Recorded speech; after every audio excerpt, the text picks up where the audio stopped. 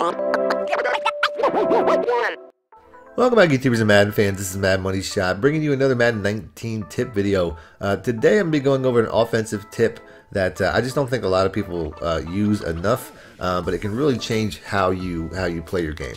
So basically what I'm going to go over today is how to set up your audibles, as well as how to read a defense so that you can basically maximize pretty much every play. This type of tip video you can use can basically make it so that you can really run a minimum amount of plays and still have success, just as long as you know what plays, what routes, what combinations beat what defense, and then how to tell what defense you're looking at. So here we go. We're going to go ahead right into it. Now the first thing you're going to do when you go into the formation is you're going to hit L2. When you hit L2 inside the formation, it gives you the 4 plays that you can audible to. And the only one here that I really don't like is the spacing. So I'm going to hit X so I can select spacing as the one I want to replace. Then I'm going to pick the Z spot and go, which typically is a really good cover 2 beater. Can also beat cover 3, cover 4 well if you know how to run it. But I put that in there because I have that, which is specifically my cover 2 beater. Verticals will be my cover 3 beater and cover 4 beater. Trail is also a cover 2 and a cover 3 beater. So I really have 3 plays that I can mix in so that my opponent won't know what I'm doing. And then the QB draw, which is my only run play. You're going to most likely not use the QB draw, but if they come out with 3 defensive linemen spread out wide or something like that, I can typically switch over to that and make things happen. So now that I know I have a play for pretty much every coverage, that's typical, I'm going to walk to the line, I'm going to read the defense, and that's it. So let's go ahead and let's get right into the play. Now, first thing I notice is how far apart these safeties are. So I know I have most likely a cover 2.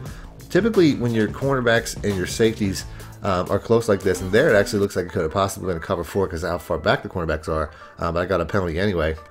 The real reason I got a penalty is because I was showing it the screen at length so I could kind of make this video. But realistically, like I said, I'm still diagnosing cover 2, which how far back the cornerbacks are, it could be a cover 4, which is actually what I read, as you see where they actually dumped it down. Now, watching the post snap though, or the previous play, I see that it was a cover 2, which my original instinct was correct. He's just playing the cornerbacks off pretty far. So now that I see the previous play and I combine that with the fact that I know from my original concept that I thought it was a cover 2, I'm going to go into another formation. I'm going to switch out one play once again. I'm going to put in the fade smash, which is a really good cover 2 beater, to go along with a couple of other plays that I have, like the PA crosses, which is a good cover 3 beater, good cover 1 beater.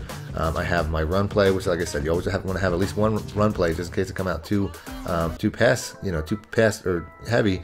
And then now I know that I have pretty much everything I need. So we're gonna go ahead. We're gonna start off with the dagger.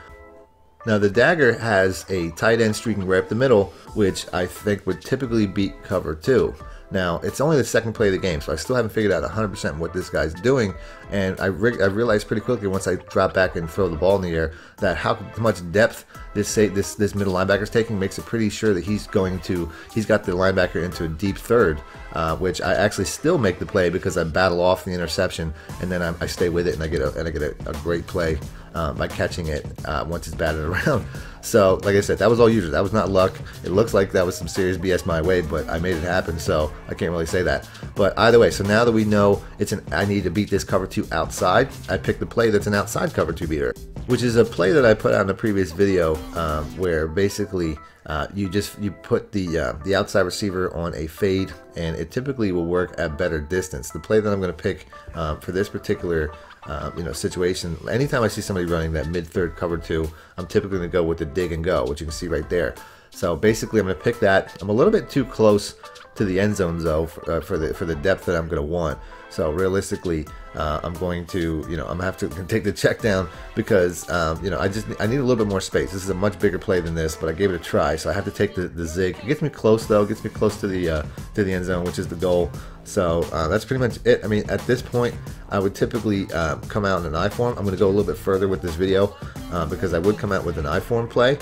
But realistically, there's another type of setup you would want to do if you're running something that's a run-heavy defense, but I don't actually get to it here. I actually pretty much just score a touchdown using just one of my regular money plays. I'm going to try to put links to these plays, like this, red zone play, the cover 2 beaters and stuff like that in the description. But if you want any of the descriptions to some of these plays, just hit me up and I will do that. So moving along, I guess the last thing that I really want to show is, how you, basically set up a run formation, where here I'm going to run a toss, and I really didn't set up my formations pre-play because I intended to run the toss the whole time, because the first time you run this toss play, it usually catches people off guard and they never really defend it. So here I just got a pick, and that's why I'm backed up against the goal line, and this is basically off to the races. If I had a little bit of a faster guy, who knows, he might have been gone, or if I didn't do that extra spin there, he might have been gone. But then I realized after the fact that I should have set up at least a halfback lead play. The power O is an okay run play, but realistically I just want to put in somewhere, probably through the power flank, or the flank or curl. I probably would want to put a third variation, which is the halfback lead. I actually move along because I was running at a time, but in that scenario you typically want to run, you want to have one run play on the inside, one run play on the outside, and then you could probably have two pass plays. But if you're setting up your variations when it comes to a run heavy formation and you're planning on running, if you have 3 really good run plays, you could put in 3 really good run plays when your intention is to run anyway. I would say, because I'm a pass heavy player, that when I intend on running and I come out on run formation, I probably use 2 run plays, 1 inside, 1 outside, and 2 pass plays. It's probably the way that I would do it. But it depends. If I have a formation with a lot of really good run plays, I might switch it up a bit. So this is pretty much it. So the rest of this video, I think I'm going to spend trying to tell you guys how to read defenses. As this guy's coming out in a pretty consistent look, I would guess here, based off of the depth of the cornerbacks, it's typically a cover 4 look, but he's been doing that most of the game. And so I make my play call to be a cover 2. As you can see, once again, it is a cover 2 as I beat this guy outside in the flats. So I was right, once again, cover 2. He did run 1 cover 4 there, which is what makes me, pause. But realistically, I'm expecting this guy to be a cover 2 heavy player because he's been doing that. He keeps doing the mid-third. That's why I keep doing the outside cover 2 play. And that's pretty much what's working me down the field here. So once again, since there's not a lot of creativity, the only times you would say it could possibly be a cover 3 is like that cornerback on the left side there. Or not that cornerback, that safety on the right side, on the one side there is kind of playing down. So it's almost as if, that would be the only scenario where you would say it's possibly a cover 3. If one of the safeties plays a little bit further down than the other safety, a lot of times it drops into a robber. It's a little bit of a giveaway, but in this particular, this guy's not going to do that throughout the game. So that's pretty much it. Hopefully I made my point. Hopefully it helps you guys out. Make sure you're setting up your audibles for every formation that you run. I only run like 4 or 5 formations out of the Panthers playbook anyway, so by the time that I set them, I pretty much have them for the entire game. And I don't have to worry about it. I have a play that beats every defense, which is why my offense typically doesn't have any trouble. So that's it. If you guys want to see more tip videos like this, do me a favor, hit the like button. I'll do that. Other than that, thanks for watching, man. Money Shot out. Need more help or just want to show your support? Then head over to my Patreon and join my team, where you can get exclusive content like ebooks and bonus plays, as well as early access to my vids and more. Link in the description below.